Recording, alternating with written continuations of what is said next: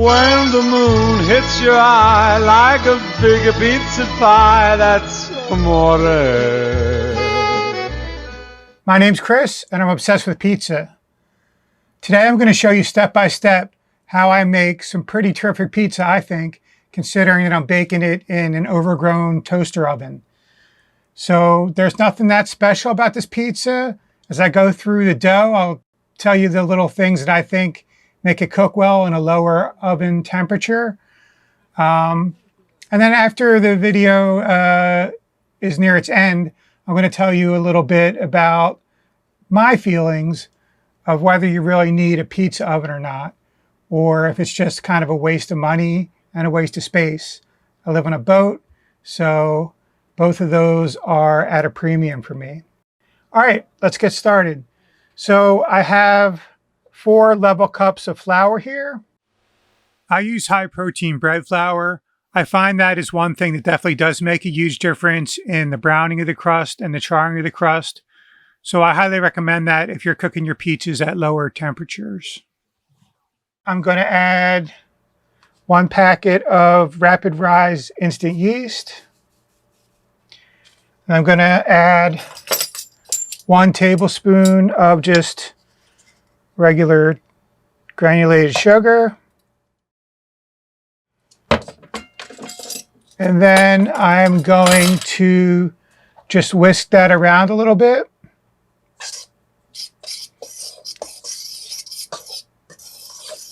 Make it homogeneous so that when we add our wet ingredients, it will be kind of pre-mixed and come together better. All right, so now the wet ingredients. It's a very simple dough, very few steps. I've done it that way on purpose because I don't have a bunch of extra time to make pizza dough. I use 2 tablespoons of extra virgin olive oil, probably a little bit more than most people use. But again, this is low temperature cooking, so that helps brown the dough a little bit. It also gives the dough a nice texture, makes it kind of light, airy, and it's still chewy, but it's not hard and to the point where it hurts your jaw to chew it. All right, now I'm going to go in. The only thing I really measure with weight going into the ingredients is the water, and I'm using 12 ounces of filtered tap water. That's going in. And now I'm going to use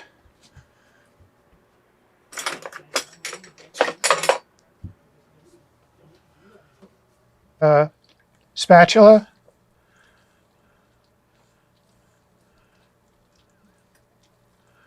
To just have it all come together. And kind of with the spatula, I am starting the kneading process in the bowl. If I measured everything right, it should all come together pretty easily into a workable ball. Try to scrape as much of the flour off of the sides as I can. And then I'll put the spatula down and just start kneading it in the bowl a little bit with my hands. Great thing about this pizza dough, again, besides the fact that it's simple, is that it doesn't take a lot of fancy gear. This is being done in 1 container. There's no electric mixer, not much to go wrong. And again, I don't have a lot of space for all that extra gear on the boat. So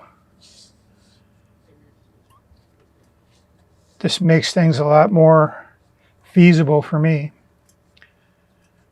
All right, so I got a nice dough ball here. What I'm going to do at this point is just cover it with a paper plate I'm going to let it sit here for 15 minutes. And one thing I am going to do before I leave it is to get the salt and put that on top, because it's kind of a little auto-lease situation I got going here just to help the gluten to develop. So I have come back and forgot to put the salt in, and that's not good. So that will remind me to make sure I put the salt in before I start kneading it. All right, I'll be back in 15 minutes and we'll finish off this dough. All right, we're back at it. Going to turn this dough out onto the board.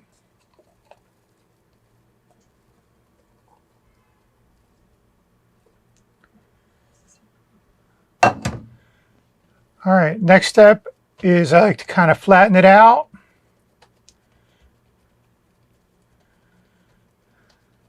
You'll see why in a second. Going to add a tablespoon of sea salt.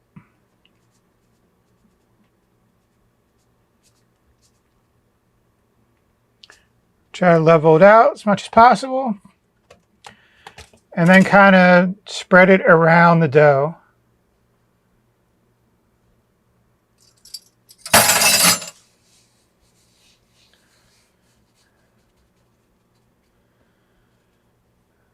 If you can spread it out, it just makes it that much easier to incorporate it throughout the dough. And I roll it up this way, roll it up this way, and then just start kneading.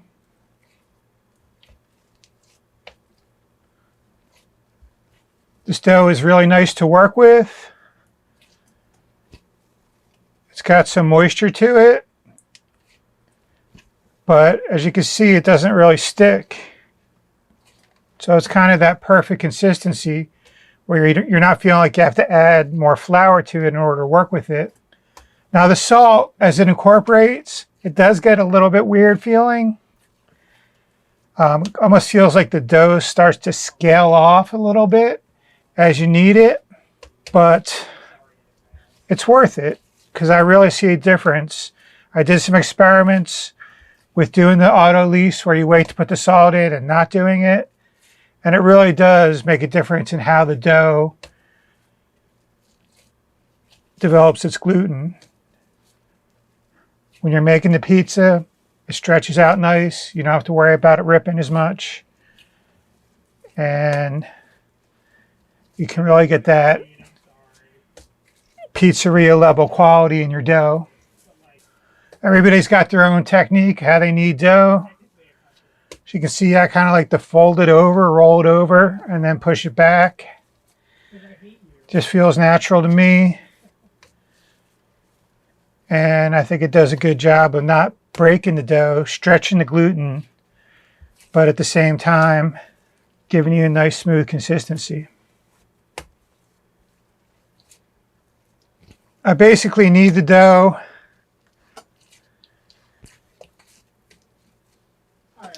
until the salt gets incorporated, so I can't feel the salt anymore, the grains of salt in the dough. It takes about 5 to 10 minutes. I don't like to over knead it.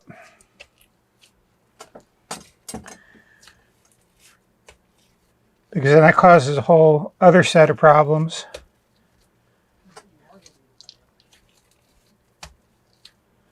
And since we're going to let this sit in the refrigerator overnight, it doesn't really need to be kneaded, because as it sits in the refrigerator, it gets a little more flavorful, but it also just automatically builds that gluten. All right, the dough's starting to feel really smooth now. Can't feel any salt grains in there. It's one homogeneous thing. So what I'm going to do now is just pull it into a ball. Won't spend a lot of time doing this because it doesn't really matter that much. As it rises, it's all going to kind of come together anyway. but I will put it back in the pot and cover it with the paper plate again. And I'm going to let it rise for 1 hour. I'll put my kitchen scale on top of it just to weigh it down a little bit in case the dough tries to pop up the lid. Don't want that to happen because I don't want it to dry out. So I'll be back in an hour and I'll show you how I cut the dough up into the 4 dough balls, 4 basically 8-ounce dough balls. And I'll show you how I store it in some silicone containers and get it ready for the refrigerator or freezer, depending on when I'm going to use it. All right, see you soon. All right, we're back. Let's take a look and see what we got. Dough's been rising for about an hour, maybe a little bit more. So I'm going to knock it down.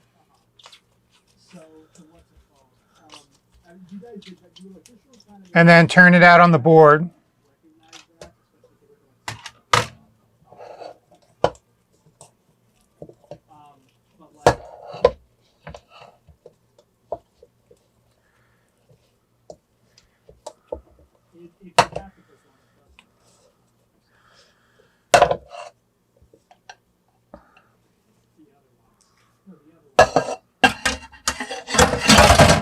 All right.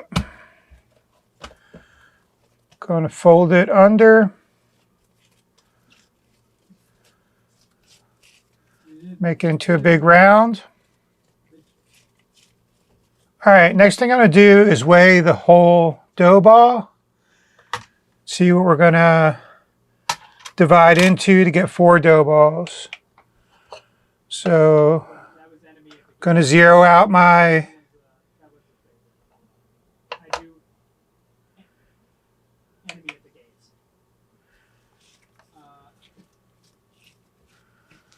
scale. So looking at 31.9. All right. I'm just going to eyeball it and try to cut this into 4 equal parts.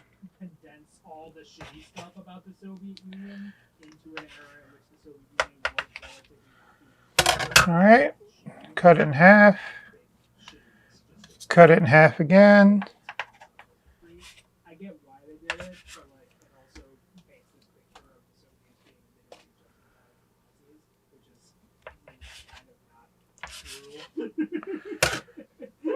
All right. Have my scale back. And let's see how we did with this first one. It's a little heavy, 8.2. Cut a little bit off.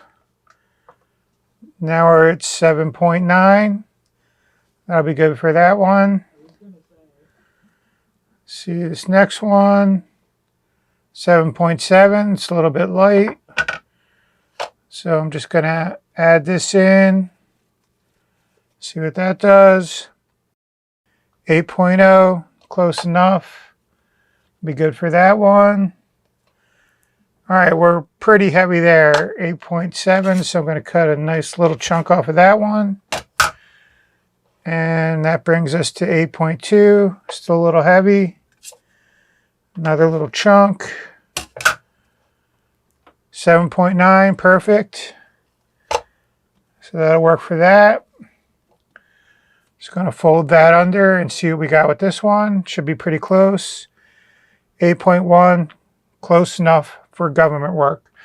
All right, so now what I'm going to do is I'm going to get this stuff out of the way. And I'm going to ball these up one at a time. And I just am folding underneath, forming a ball. And then I kind of twist and pull together the sides. Close it up, and then I do this little trick on the board to just finish closing it up a couple times, and that works really well. All right, I'm going to repeat the process again. Just folding under, closing it up, and then doing a little swirly trick on the board.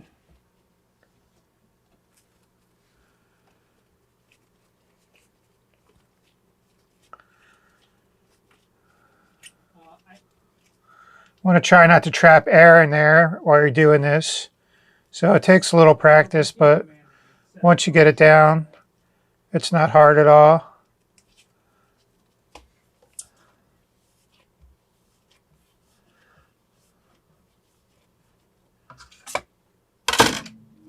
All right, one more of these.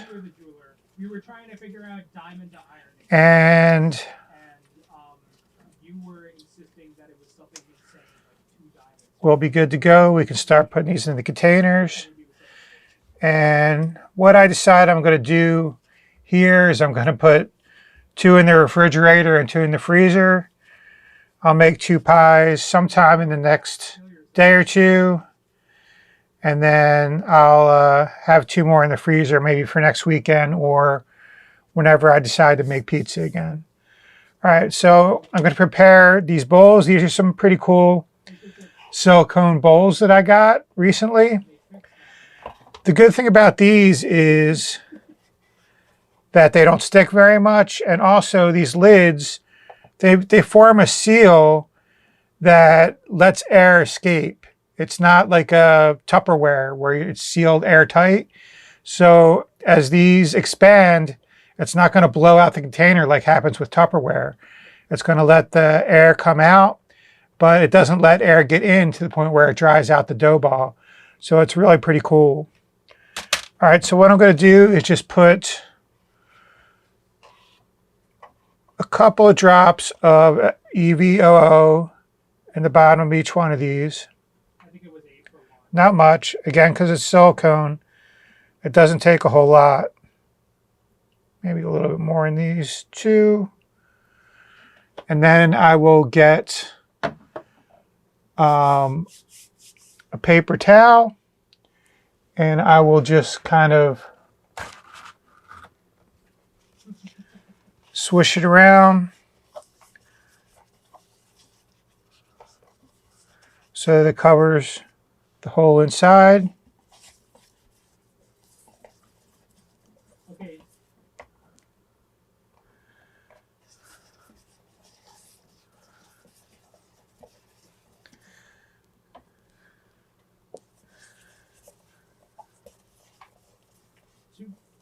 To be fair, All right. You made us have to fight you for it, so screw you. Just pop them in. Your rates were dumb. I don't know what to tell you, man.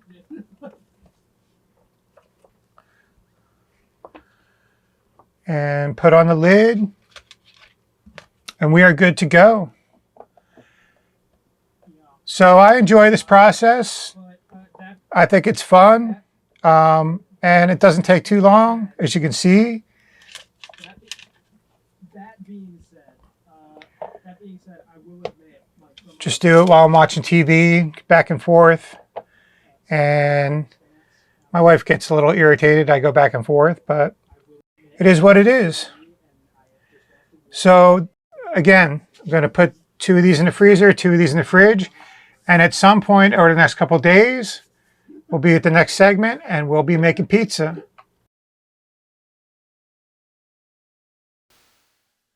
Okay, it's T-minus 1 hour before pizza making time. I have my dough balls out of the refrigerator, and I have the oven set up with my pizza steel on the lowest rack setting. That pizza steel has been amazing. I got it on Etsy for about 35, 40 bucks, and it's been a great investment. T-minus a half an hour until we make the pizza, and I've started making my sauce. My sauce is very simple. It has 3 ingredients: San Marzano tomatoes, about 2 teaspoons of salt, and then probably about a teaspoon of oregano. And that's it.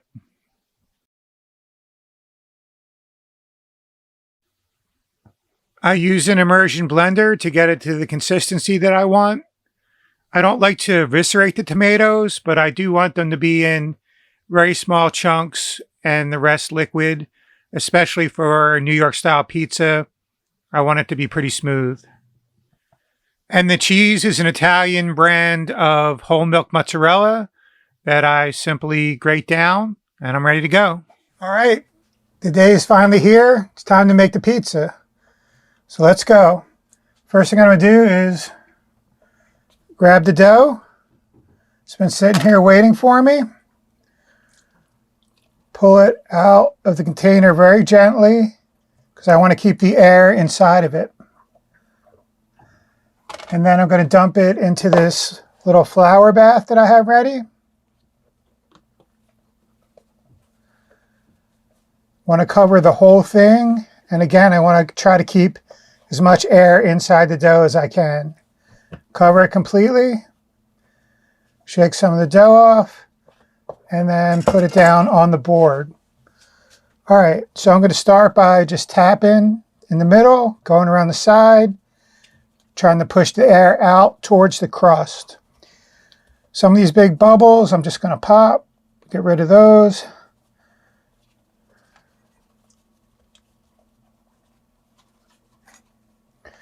But I'm not going to worry about it too much because it will all come out in the wash, as they say, while I handle the dough and the pizza's cooking. One thing that I don't want to do is crush all of the outer rim of the dough because that's important to try to keep the toppings in, and you also want to have that light, crispy crust. And the only way to do that is to keep some air inside of it. All right, at this point, I think it's good to start the next step. Next phase, I'm going to flour the board a little bit more. And then I'm just going to kind of stretch around the outside. You don't want to stretch the middle of the dough because that's very easy to get too thin too quick. So you want to stay on the outside. And while you're doing that, you're also kind of making the rim of the crust very thin. I don't like a big thick crust. I like it to be thin, and of course it's going to puff up as it cooks. So you want to start really thin. So I'm just going to do this round a couple of times, doing two things at once again, trying to thin out that outer crust and at the same time stretch it out a little bit. All right, when I get to this point, I can pick it up and I can start stretching it on my knuckles. Again, I'm focusing on the outside of the dough. I don't want to try to stretch the middle too much. So I'm going around carefully. I'll do this around maybe once or twice. And then I like to stretch it and just kind of let gravity do its thing. And then I'll put it down and see what I got. I'll stretch it out a little bit again. Make sure I'm thinning out the crust as I go. And then start the process all over again. Takes a little bit of practice, but when you get the hang of it, it's easy. And it's just a question of focusing on the sides and then letting the dough kind of stretch on its own. Again, see what I got.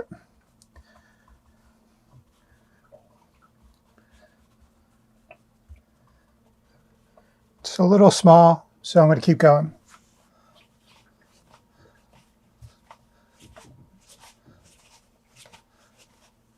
If you do rip the dough a little bit, it's no big deal. It's easy to fix, so don't panic. All right, around again. And let's see what we got. All right, we're getting there. I'm going to do it one more time. What I'll do is the first part of it where I'll stretch it on my knuckles.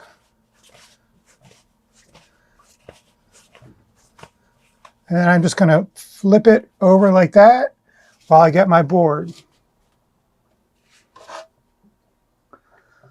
I'll put the board down, and the next step is to just slightly flour it. Don't put too much, just enough that it'll slide the dough off of the peel, but you do want to cover the whole thing. Don't leave the sides empty, because if you do that, then it'll get stuck on the sides guaranteed, and it'll be a mess. All right, so I'm just going to go around one more time, and then carefully flip the dough onto the peel. All right, so that covers pretty much the whole peel. So I'm happy with that. And the next step is the sauce. So I'm going to use 1, 2, and then a little bit more sauce. And then do the classic spiral out till you're covering the whole round.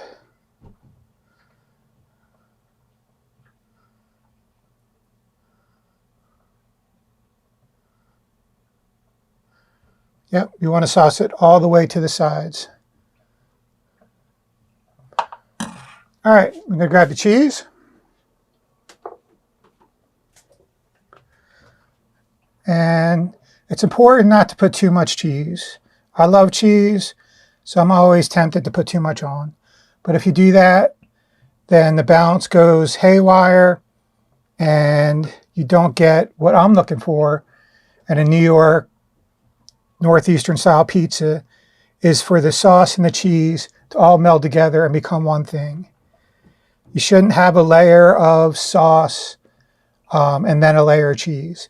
It should all bubble together and create this magical mixture that is the hallmark, I think, of great pizza in this style. All right, so I think that's about as much cheese as this thing can stand without ruining the balance. All right, going in for the pepperoni. And again, I love pepperoni, but I don't want to slam this thing with so much pepperoni that that's all you taste. So I'm gonna just kind of go around, leave a little space. And of course the pepperoni is going to shrink as you cook it, but again, I don't want to taste just pepperoni. I don't want the grease to destroy the balance of what's going on the pizza. So if you love pepperoni and you're willing to have more grease and that sort of thing, then go for it. It's your pizza. But I'm making it the way I like it.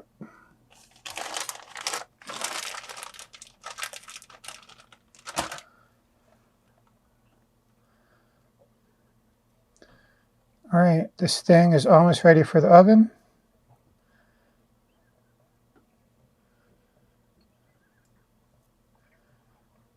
All right, I am happy with that. All right, here we go. Going to give it a little bit of a shake, just to loosen up a little bit. And then here we go.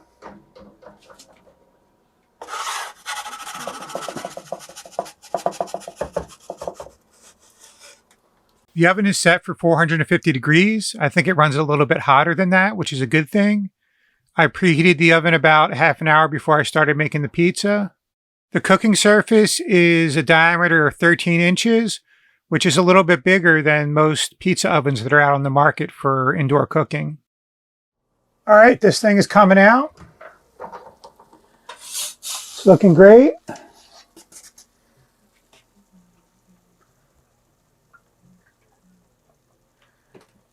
I put it on a cooling rack just so that it doesn't get soggy after all the work that we went through to make a crisp crust. You don't want to put it right down on the pan and have it steam up and ruin it. Okay, let's cut this thing up and see what we got.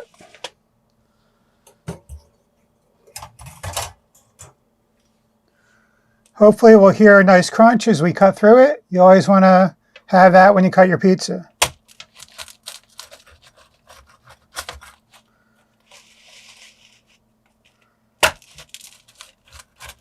Going to cut this into 6 slices.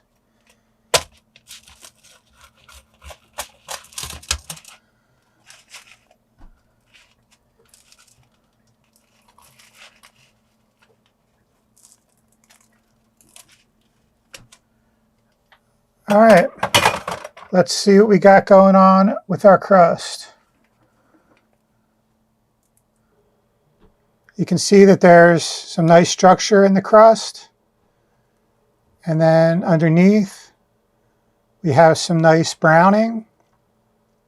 Let's see how it tastes.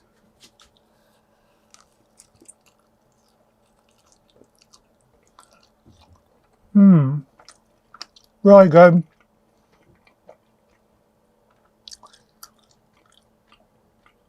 You can see that the sauce and cheese has become all one thing. The pepperoni is perfect.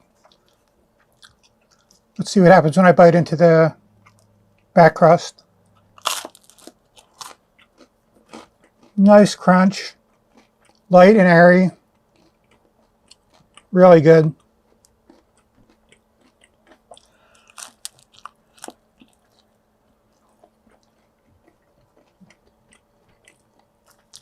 You can see that there's some holes in the crust, and we got some nice charring. Like I said, for an overgrown toaster oven, it does a really good job. Some slight modifications in the dough, and I don't need a pizza oven. Whether you do, of course, depends on the kind of pizza you want to make. If you want to make Neapolitan style pizza or New Haven style pizza, you probably do need a dedicated pizza oven. So if you like your pizza floppy or you like it burnt, buy a pizza oven. If you don't, I don't see why you need one. I can make all different kinds of pizza in here that I like. I can make New York style. I can make upside down pizza. I can make grandma style pizza. I can make Chicago style pizza. I can make Detroit style pizza. And it all comes out great in this oven. So for me, I don't need a dedicated pizza oven. It's not worth it. I live on a boat. I don't have the space. I don't have the extra money. That's my take. So it's up to you. It's your money, it's your space, and if you have both of those, go ahead, buy 3 or 4 pizza ovens. All right, hope you enjoyed this video. If you did, please give it a like, share it out to your friends, and I'm going to sign off. Until next time, this is Pizza Obsession. I'm going to have one more bite.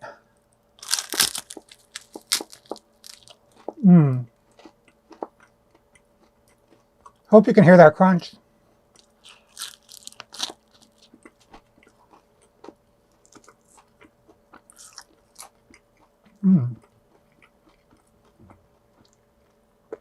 So good.